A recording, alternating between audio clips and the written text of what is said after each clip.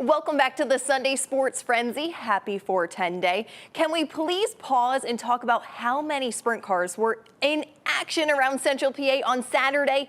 How about 162? 70 of them, nearly half of them 410s, 27 at the Speed Palace and 43 at Lincoln. And not to mention the 61 late models at the Speed Palace today. Time in the seat is key for any driver. One invader gets more than just some practice than time in Central PA. Last year's USAC midget champion Buddy Kofoid spends a few weekends in the Keystone State with a few USAC rainouts. Instead of a midget, jumps back into a 410 sprint car. It's nice to finally get back this year, as the last year or two have been cut down just because of the other stuff I've been doing with my affiliation with Toyota and Mobile One. So, you know, it's a pleasure to drive for them, but also it's nice to come back and run a wing sprint car, which is always special to me. The California native racing for a veteran owner and mechanic, Bernie Stubden, who's no stranger to Central PA. Stubden has PA roots, growing up in the western side of the state before moving out to Indiana. The duo primarily focuses on the fabulous Lincoln Speedway. This kind of suits my wheelhouse, and you know, driving Bernie's car is a package that I'm really comfortable with, that I've ran in years past. Comfortable is a good expression. In 6 races, his worst finish is 14th.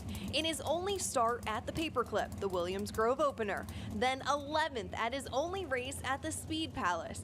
But the work he's done at Lincoln pays off, improves every single week from 8th, 5th, 2nd to his first win at Lincoln Saturday night.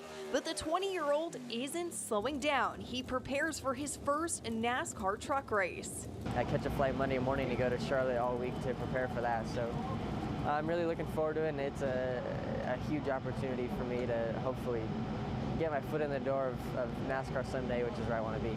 Racing anything on 4 wheels. It's a grind that doesn't stop, and I love it. You know, coming out here, going to Ohio or Indiana, or going to Oklahoma or back to California, yeah, I wouldn't trade it for anything. It only makes you better. Let's get to those highlights. 19th annual Weldon Sterner Memorial at Lincoln. The top qualifier, Danny Dietrich, looks to make it 3 in a row at the track. Jimmy Siegel and Brandon Raymer splits. Chris Arnold Siegel beats the field to turn 1 and wins the B, with Devin Borden the last to transfer in. You couldn't take your eyes off the feature. Alan Crimes leads the field to green. Dietrich quickly takes second away from Kofoid. On the restart, Dietrich takes the high side around Crimes. A few laps later, Buddy returns a favor on Dietrich 14 laps in.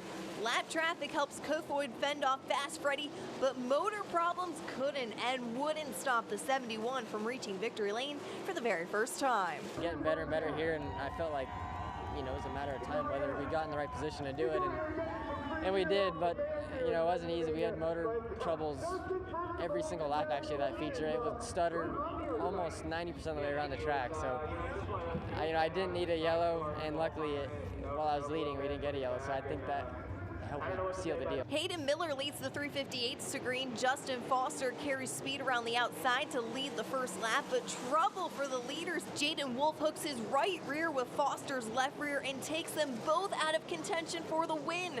That hands the lead right back to Miller, who cruises to his second win at Lincoln.